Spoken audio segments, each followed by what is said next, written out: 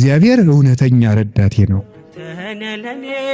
ወረት የሌለው ትናንት ረድቶ ዛሬ ችል የማይል በሌላ ፍቅር የማይወሰድ ወዳጅ የማይለውጥ ስንለወጥ የማይለወጥ አባት እግዚአብሔር ነው።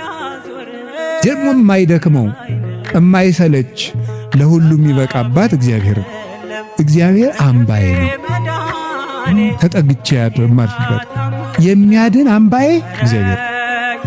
ዘመድም ስልጣንም ወገንም የጓደኛ ብዛትም መሳሪያም አያድንም። የሚያድነው እግዚአብሔር ፈጣሪዬ እውነተኛ ረዳቴ ነውና እታመንበታለሁ። የምታመንበት የሕይወቴ መመከቻ ቀንድ እግዚአብሔር ነው። ፈጣሪ እግዚአብሔርን በጠራሁት ጊዜ ከጠላቶቼ እድናለሁ።